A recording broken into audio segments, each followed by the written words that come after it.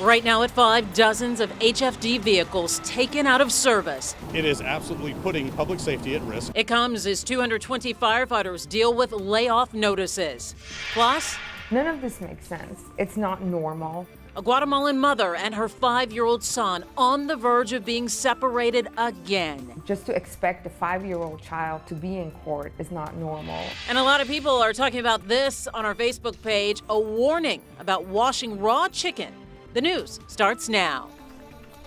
And good afternoon. It's warm and windy outside with storms kicking up. You see on the right in central Texas. That could be moving into our area later. David Paul here now. Set it up for us. David, what's the timing? Central Texas is getting all of the action right now. It's moving toward our northwest county, so folks in College Station and Brenham and Navasota, I've got my eye on you. Here's the way it looks on radar right now. Again, the storms in central Texas, they're producing a lot of cloud to ground lightning, some brief heavy rain, some gusty wind. Got a couple of flood advisories here in central Texas, but it has not reached the Houston area proper yet. So here you are, College Station, and there's Brenham and there's Austin, and you can see how the storms are working their way toward College Station. And I think they will get College Station and Bryan and Brenham and Navasota and Huntsville a little bit stormy this evening as they come across our northwest counties. Computer models are all suggesting that that line of storms will weaken before it can get into Houston and Harris County. Computer models are not perfect, so it's something we're just going to have to keep an eye on together as we move through the evening. You can see we've got a few light showers down in Brazoria County, Matagorda County, through Ocampo. That may sneak into southern Fort Bend County, but nothing big and bad here, and it looks like our evening commute for Houston and Harris County is going to end up being okay. Computers again suggesting that as we head in towards 6 o'clock, our western and northern counties getting a scattered shower or thunderstorm, Brenham, Navasota, perhaps folks near Belleville in Austin County this evening.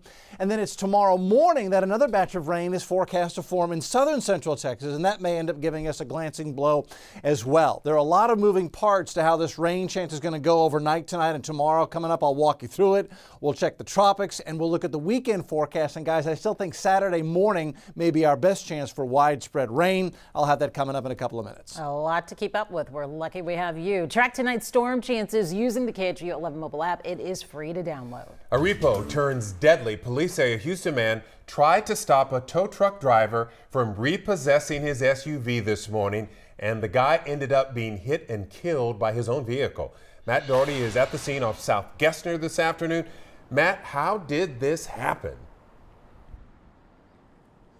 Yeah, it's a terrible story, Lynn. That tow truck driver is now in custody. Police say he is being questioned. Authorities say the 70-year-old man's Lincoln Navigator was being repossessed just after 7 o'clock this morning. He was hitched to this red tow truck. Police say the man argued with the tow truck driver. Then they say he tried to stop the driver from taking off with his SUV by getting in between the tow truck and his Navigator.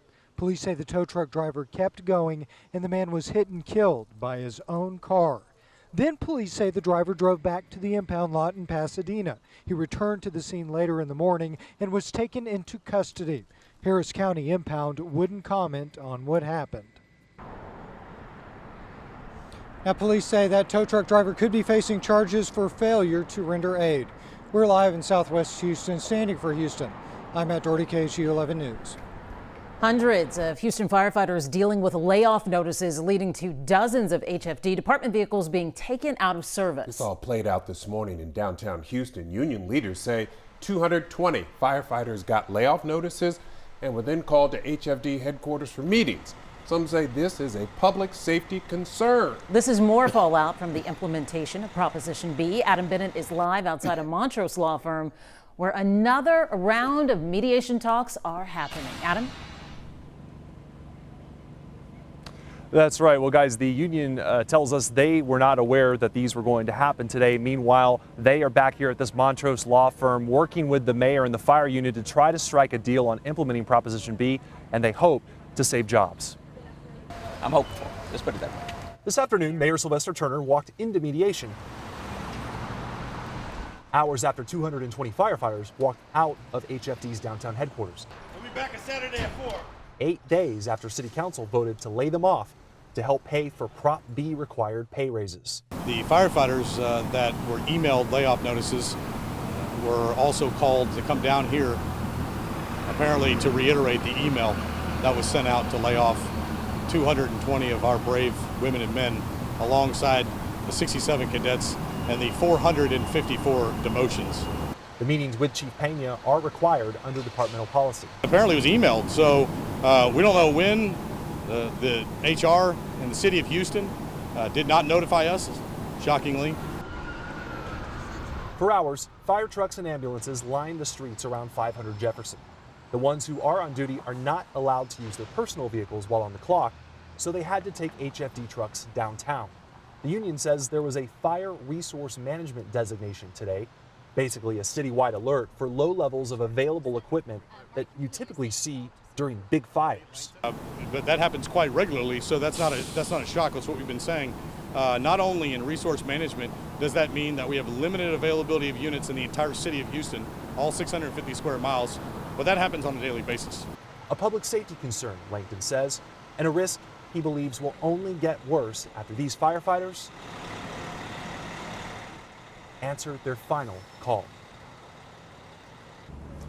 And I just got off the phone with Fire Chief Sampena. He told me that he will continue to meet with the remaining firefighters tomorrow and Saturday. He says that he feels like he owes them a face-to-face meeting, not just a notification. He says he's explaining why they're doing what they're doing and also what he and the fire department are doing to try to limit the impact going forward. He also told me that they've been bringing them in waves, and he is confident that there's no impact, no public safety impact on the system. Reporting live in Montrose, Adam Bennett, KHOU 11 News. Look now at the other top stories of the day, starting with Attorney General William Barr ditching his second day of testimony in the House Judiciary Committee. House Speaker Nancy Pelosi is accusing Barr of committing a crime. She claims he lied while testifying before a Senate panel yesterday on the Mueller report.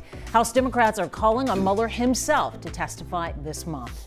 Gas prices climbing closer to $3 now. AAA says Houston's average at the pump is $2.65, 2 cents higher than last week and nearly 70 cents up from the start of the year. So when do you start stressing about gas prices? Let us know by voting in today's informal poll. 2 CVS stores are closing near us, one in Katy on Fry Road, the other in Spring on Cypresswood Drive. There are a couple of the 46 underperforming stores getting the axe. The company is trying to focus on healthcare services instead of retail. And this is what we want to see. James Harden back at practice after visiting an eye doctor yesterday. Remember, James was poked in the eye during Game 2 of the Rockets-Warriors playoff series. Harden says he will be ready for Game 3 on Saturday at Toyota Center.